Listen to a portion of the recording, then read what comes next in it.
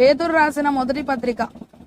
ప్రభు దయాళుడని మీరు రుచి చూచి ఉన్న ఎడల సమస్తమైన దుష్టత్వమును, సమస్తమైన కపటమును, వేషధారణను, అసూయను, సమస్త దూషణ మాటలను మాని క్రొత్తగా జన్మించిన శిశువులను పోలిన వారై నిర్మలమైన వాక్యమును పాలవలన, నిర్మలమైన ఆత్మ సంబంధముగు పాలవలన రక్షణ విషయములో ఎదుగు నిమిత్తము ఆ పాలను అపేక్షించుడి. మనుషుల చేత విసర్జింపబడినను దేవుని దృష్టికి ఏర్పరచబడినదియు అమూల్యమును సజీవమునైన రాయియగు ప్రభువునొద్దకు వచ్చిన వారై యేసుక్రీస్తు ద్వారా దేవునికి అనుకూలములగు ఆత్మ సంబంధమైన బలులను అర్పించుటకు పరిశుద్ధ యాజకులుగా ఉండునట్లు మీరును సజీవమైన రాళ్లవలె నుండి ఆత్మ సంబంధమైన మందిరముగా కట్టబడుచున్నారు. ఏలయనగా ఇదిగో నేను ముఖ్యమును ఏర్పరచబడినదియు అమూల్యమునగు మూలరాతిని సియోనులో స్థాపించుచున్నాను.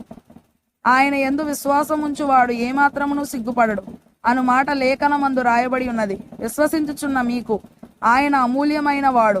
విశ్వసింపని వారికైతే ఇల్లు కట్టువారు ఏ రాతిని నిషేధించిరో అదే మూలకు తలరాయి ఆయను, మరియు అది అడ్డురాయియు అడ్డుబండయు ఆయను. కట్టువారు వాక్యమున కవిధేయులై తొట్రిల్లుచున్నారు, దానికే వారు నియమింపబడిరి. అయితే మీరు చీకటిలో నుండి ఆశ్చర్యకరమైన తన వెలుగులోనికి మిమ్మును పిలిచిన వాని గుణాతిశయములను ప్రచురము చేయు నిమిత్తము ఏర్పరచబడిన వంశమును, రాజులైన యాజక సమూహమును, పరిశుద్ధ జననమును, దేవుని సొత్తైన ప్రజలునై ఉన్నారు.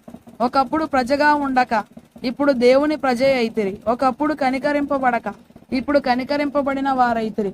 ప్రియులారా, మీరు పరదేశులను యాత్రికులనై ఉన్నారు గనుక ఆత్మకు విరోధముగా పోరాడు శరీరాశలను విసర్జించి అన్యజనులు మిమ్మల్ని ఏ విషయంలో దుర్మార్గులని దూషింతురో ఆ విషయంలో వారు మీ సత్క్రియలను చూచి వాటిని బట్టి దర్శన దినమున దేవుని మహిమపరచునట్లు వారి మధ్యను మంచి ప్రవర్తన గలవారై ఉండవలనని మిమ్మల్ని బతిమాలుకొనుచున్నాను.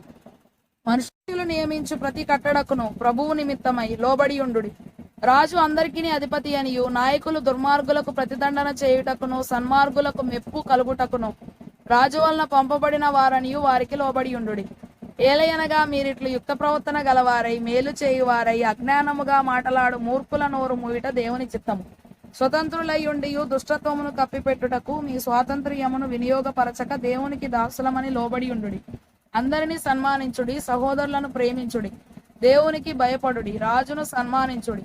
పనివారలారా, మంచివారును సాత్వికులనైన వారికి మాత్రము కాక ముష్కరులైన మీ యజమానులకును పూర్ణ భయముతో లోబడి ఉండుడి.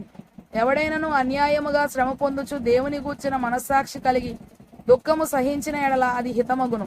తప్పిదమునకై దెబ్బలు తినినప్పుడు మీరు సహించిన ఎడల మీకేమి ఘనము?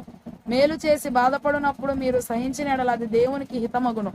ఇందుకు మీరు పిలువబడితిరి. క్రీస్తు కూడా మీ కొరకు బాధపడి మీరు తన అడుగు జాడల యందు నడుచుకొనున్నట్లు మీకు మాదిరి ఉంచిపోయెను.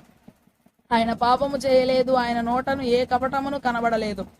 ఆయన దూషింపబడియు బదులు దూషింపలేదు. ఆయన శ్రమ పెట్టబడియు బెదిరింపక న్యాయముగా తీర్పు తీర్చు దేవునికి తన్ను తాను అప్పగించుకొనెను.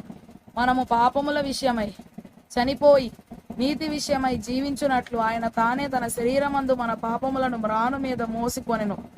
ఆయన పొందిన గాయముల చేత మీరు స్వస్థత నొందితిరి. మీరు గొర్రెల వలె దారి తప్పిపోతిరి గాని ఇప్పుడు మీ ఆత్మల కాపరియు అధ్యక్షుడునైన ఆయన వైపునకు మళ్ళీ ఉన్నారు.